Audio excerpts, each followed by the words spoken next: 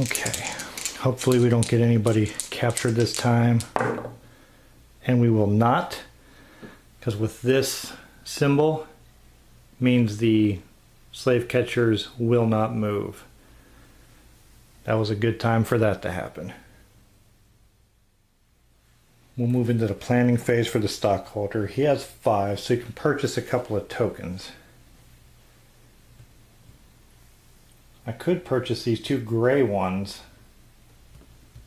Then a 3 and a 2 would be 5, so I can make a lot of moves then. Which is probably the smart thing to do, since the agent is going to spend the majority of his money on buying that support token. Plus, if he buys 2 now, oh, there's no fundraising actions left, so I won't be able to. Okay, I'm not going to be able to use that special ability, but I think that would be the smart thing to do. I'll spend all 5, purchase these 2 tokens for 5. Move over to the agent, who's going to purchase a support token for 10. And well, he's not going to have anything else that he can purchase, but he'll have his $1 left over for that. But he gets to move 1, and he's going to gain $1, so we're okay. He can still make some purchases. Now I am going to use the Kansas-Nebraska Act. At the beginning of the action phase, discard this card to switch positions of 2 abolitionist cards in the queue. And I think I'll do switch with William Still, because that's going to let me move 2 slaves from a single large northern city directly to Canada, which means I'm going to move some slaves into, I'm going to move that one into New York that way. That way we'll have that ability. Oh, it's his action phase, so he does get $1 to start. I'm going to spend the 3 slaves, 1 space each token first. And I'm going to move from Philly into New York, which will gain the attention of the brown slave catcher and the blue, which is over here. And it's going to gain us $3 in support. Okay, much better. I have 2 moves left that I can make. So now I have 2 in New York, which is going to make this card effective. I could start moving some people into Canada too, or I can generate some more revenue also. So I'll move from Iowa into that Wisconsin-Minnesota area, which will gain me another $1. It's going to draw the orange slave catcher up to the north, northwest. I have 1 move left with that token.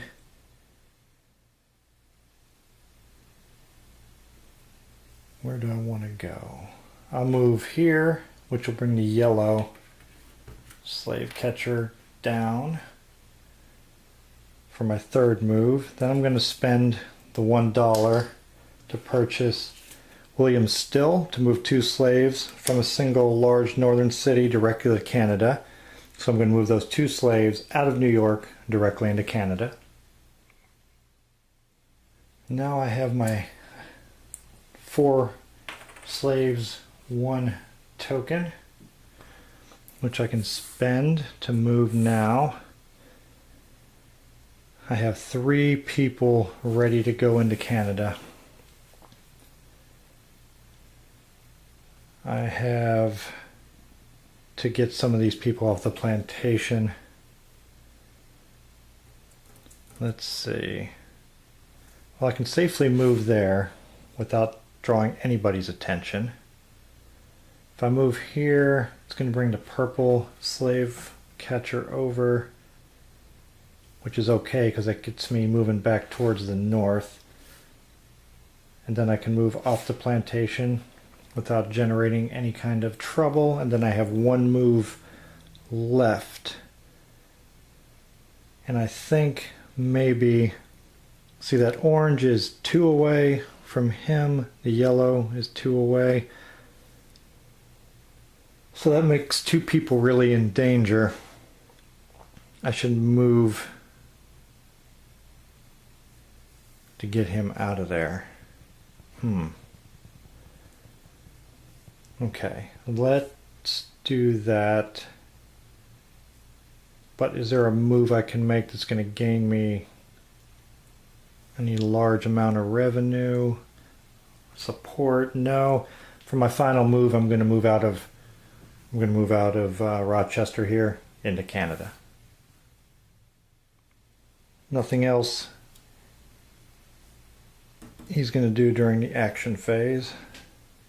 We move over to the agent, who can move, well, gain his dollar, but then he can move 1 slave, 1 space. Is there any move that's going to make a good amount of money for him? Or should I just get somebody safely into Canada? Actually, I could move that blue slave catcher by moving up here. I can't clear off anything in the plantation with 1 move. I'll move there, which will cause the blue to move over, but it'll gain me another dollar in revenue that I can use in the future. And then I'll spend $1 to purchase Follow the Drinking Gourd, retrieve 1 lost slave from the slave's lost track, and place it back in a large northern city with no effect. And I will place, I could either go to Chicago or New York. Chicago puts me 1 step away, but then again, I'm in danger of being captured by orange or blue. New York would put me in danger of only being captured by the brown, but it's 2 steps away. Okay, I'm going to take my chances. I'm going to move one of the lost slaves to Chicago. And that action phase moved quickly because there wasn't a lot that he could do. But Harriet Beecher Stowe is going to move down to the $1 spot, so as long as we can gain some money with the stockholder, we'll be able to purchase our final token and then concentrate on getting our slaves safely moved into Canada and have a shot at being successful this time. That's it for my action phase. Now we move into the slave market, which again is going to hurt us because we only have room for 2 on the plantations, which means 4 more souls are lost to the slave's lost card, which will put us at a total of 10 now. Oh, almost forgot. No new cards are drawn, but these do move down. So we're only 2 rounds away from the end of the game.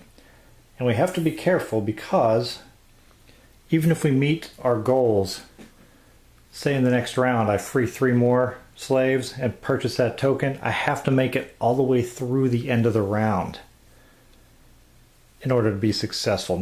It doesn't just end immediately.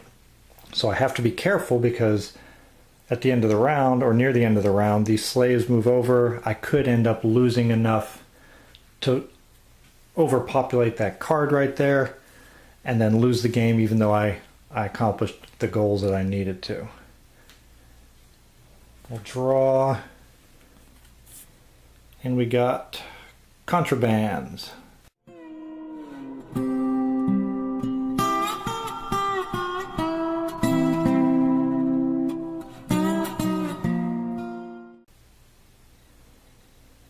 Move up to 3 slaves in small southern spaces to small northern spaces up to 2 spaces away with no effect. And Harriet Tubman.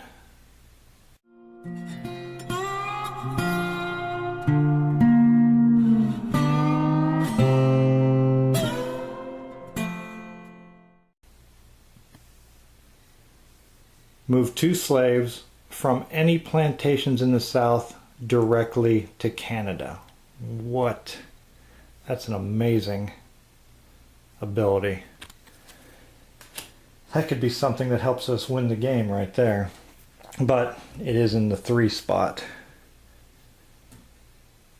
Okay, well, we have our goals. We have 1 support token left. We need to get 3 more slaves safely freed into Canada. We need to not lose too many. We have full plantations. We have 5 in the market currently that are going to come over. Whew, it's getting close. Close to success and close to failure all at the same time. We'll see how we fare in the next round.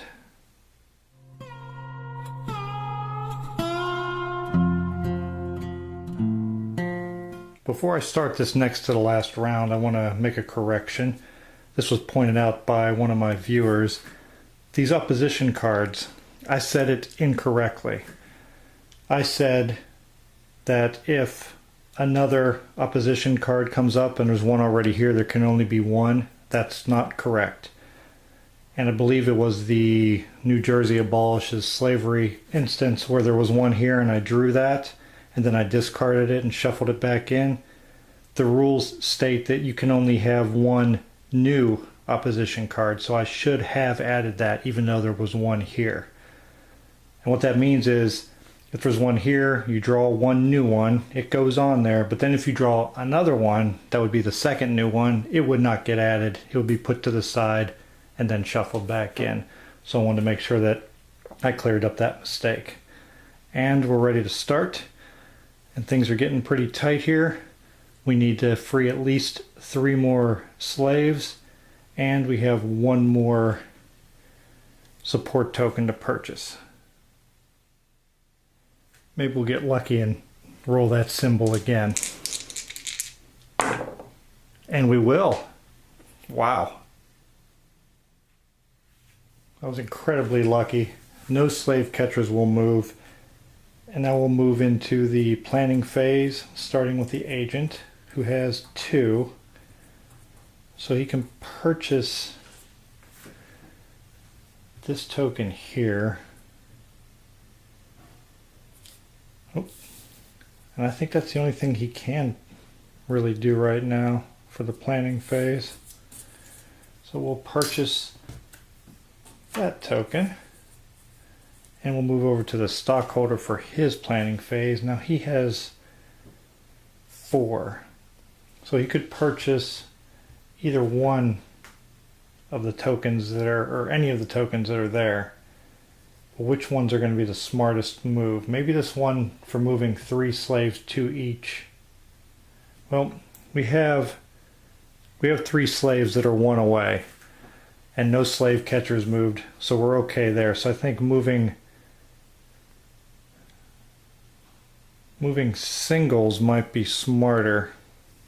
That way I can move as many as possible, gain as much revenue as possible, because we have to work towards purchasing that last token, which, thanks to the Harriet Beecher Stowe card, we can do at a $5 discount. We have to pay 1 for that, so it'd really be a $4 overall discount, but still that's a tremendous amount to save.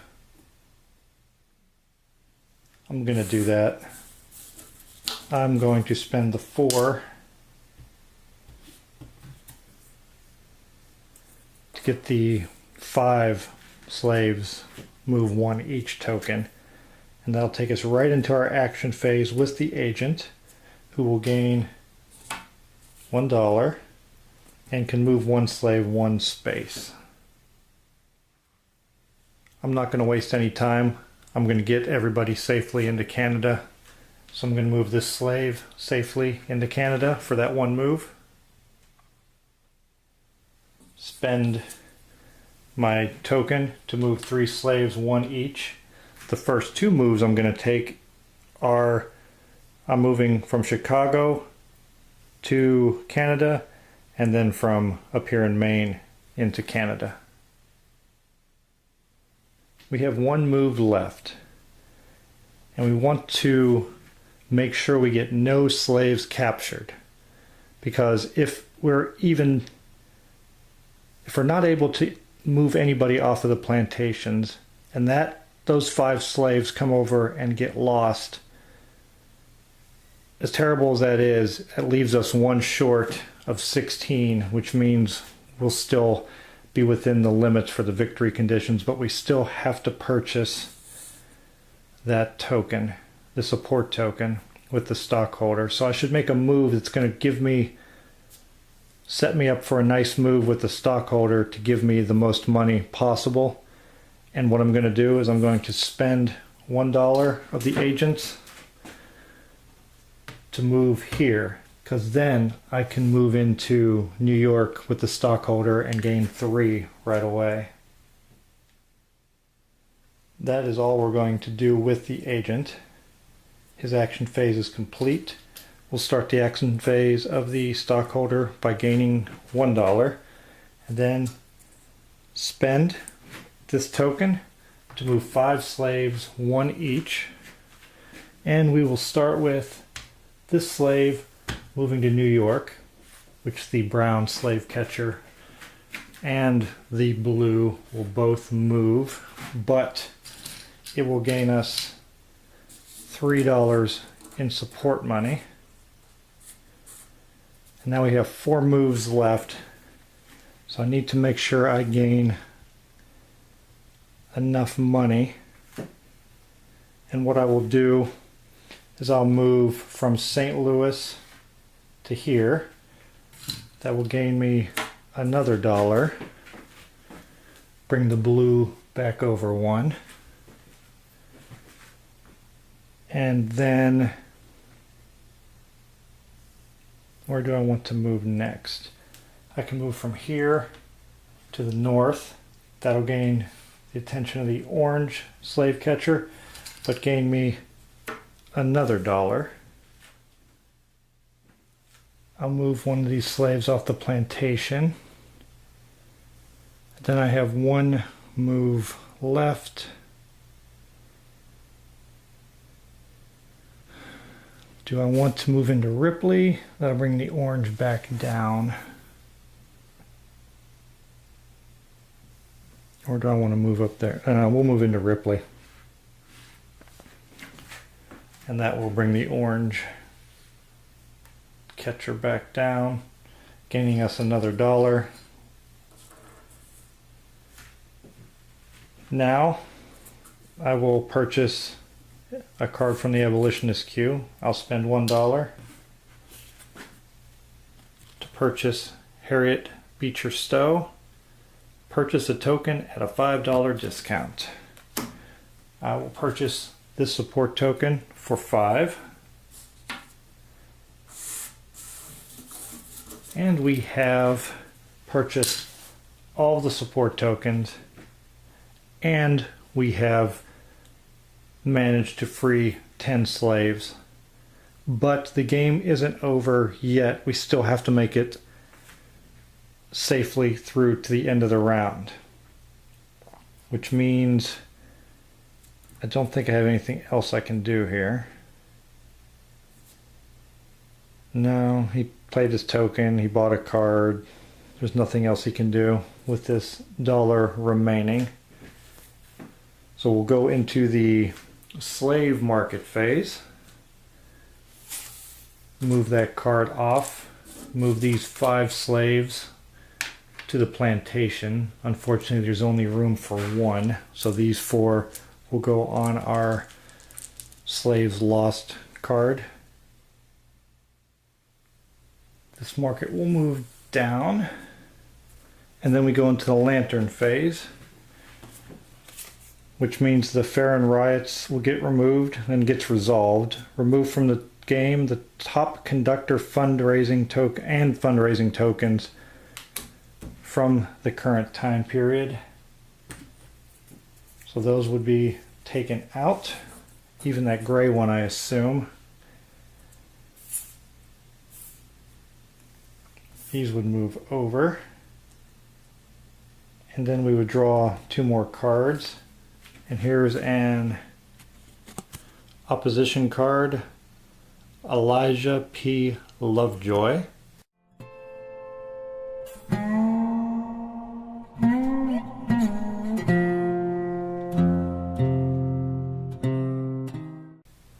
Fundraising tokens only draw funds from large cities.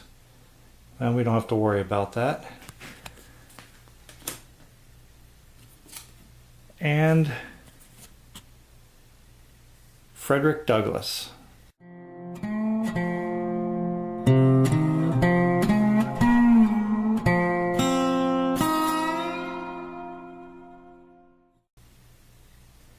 Each player receives $4 from the bank. And that ends our lantern phase by moving the lantern over. And I believe that is the end of this playthrough. I think we're successful because we've met the 10 freed slaves criteria. We've purchased all of the support tokens and we managed to survive until the end of the round. I'm going to check the rule book just to make sure. I'm correct. We have won the game. It wasn't a really great victory because we almost filled our Slaves Lost card with 16. We ended with 14 on there, and we reached the minimum of 10 slaves to be freed. We didn't free any additional slaves, and I made that error with the opposition card early on, which may have made a difference and may have made it more difficult for me to win. I may have had to go into the 8th round, or maybe I would have lost altogether. So I'm going to go ahead and check out the scoring. And they have it here in the book. You get 2 points for each slave freed. So those 10 will give me 20, but you subtract 1 for each slave lost. I lost 14, so that takes me all the way down to 6. I get 10 points for freeing all the required slaves, so that takes me up to 16. 10 points for purchasing all the required support tokens, so we're up to 26. If the game was won, 5 points for each slave market card still left in the queue. There's 1 left. That will take us up to 31, and that is the score for this playthrough. So I achieved a score of 31.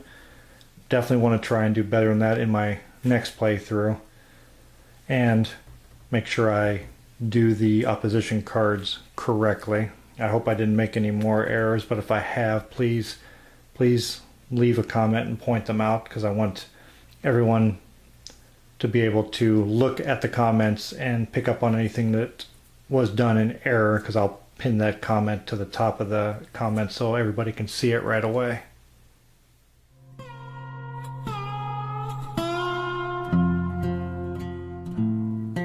I'll give you my final thoughts on the game. We'll start with the rule book, which is excellent. From the ease of setup, the way it's laid out, the gameplay is laid out great. They go through each phase in detail, so you can just set this game up and start playing without reading through the rules, and it's going to walk you through it. Your first playthrough like mine would probably be pretty sloppy and you're not going to come anywhere near winning, but just by following through the rule book, you can learn the game easily. It's well written, laid out great, and it's not that long really. You're only looking at 10 pages of rules, and the first couple pages are just pictures identifying the tokens, so maybe 7 pages of rules. And you can adjust the difficulty also. And then there is a couple pages of explanations of the cards, what their historical significance is, giving you a little more detail on the background of them, information on what was going on at that time in the country in relation to slavery. Really, really good historical background. Really adds a lot to the game to be able to look into that and see it. Also, the game comes with 2 of these rules summary cards, player's aids. They are some of the best that I've ever used. Really detailed. With this card, I never had to open the rule book again except at the end, but I probably didn't because I could have looked right here. Probably didn't even need to open the rule book at that time. But this really even has your setup right here. So once you play through the game in the beginning reading the rule book, with the use of this card through later playthroughs, you're not going to need the rules anymore. A really great player aid. And it even reminds you on each of the characters here, you have an order of play reminder also, which is excellent. So it's very easy to play, very easy to teach, thanks to the well-written rules and player aids. Components. All the cardboard components are extremely well made and thick. The cards themselves are linen finish, well made. Some with the historical photographs or drawings, etchings, and every card has a little bit of information at the bottom, which I've put up on the screen throughout my playthrough, because I think it's important that they took the time to add that to the cards, that I should take the time to put it up on the screen to add a little bit of more detail to the game. The board it's a big board, but it serves its purpose really well. Everything is laid out, easy access for everything. The cubes, I mean, they're cubes, but you have to stop and pause every time you're moving these around and remembering that these represent people. These are human beings that you're moving around the board and who are escaping from a horrible situation, trying to just get to freedom. So during the play, I really paused a lot thinking about that, and it really creates a dilemma inside yourself when you're sending slaves lost over there because of your actions, that you know that these are people that probably lost their lives in the real situation, not just lost as in they're not seen anymore. And that rolls into the theme. The theme, of course, is a very sensitive subject, very bad part in our country's history, and this handles it so well with dignity and eloquence, and it just really is well made. One of my favorite games that I've played because of not just the topic but how well it handles it. I think it's important for games like this to be made and for people to pay attention to them and play them, especially here in the United States. I don't know how much or how well the theme goes across in other countries. Anybody watching this that's in another country, let me know how the theme comes through for you, since it's not involved in your country, but I know a lot of countries throughout history have used slaves or had slave labor to help build their country or further their own interests. So even though it may not apply because this is taking place in the US during the 1800s, many countries engaged in the slave trade and took advantage of people to better their own cause. You never get taken out of the game. Like I said, even the wooden cubes, you remember that those are people throughout the game. The cards, the art, everything is done extremely well.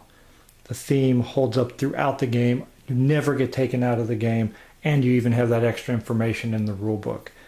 Cannot recommend this game enough. I usually don't give recommendations and say you need to go buy this or anything like that, but I'm making an exception this time. This should be a game that is in your collection.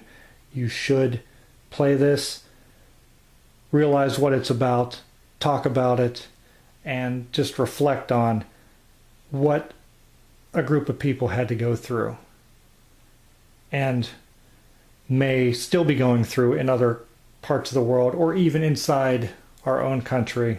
People struggle because of their race.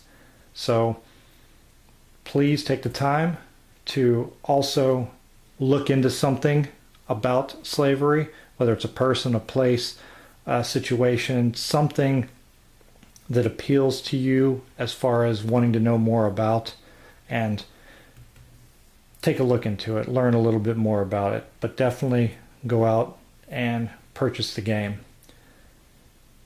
Play it and have a conversation about what it means. I thank you for watching. I thank you for taking the time to view all the episodes.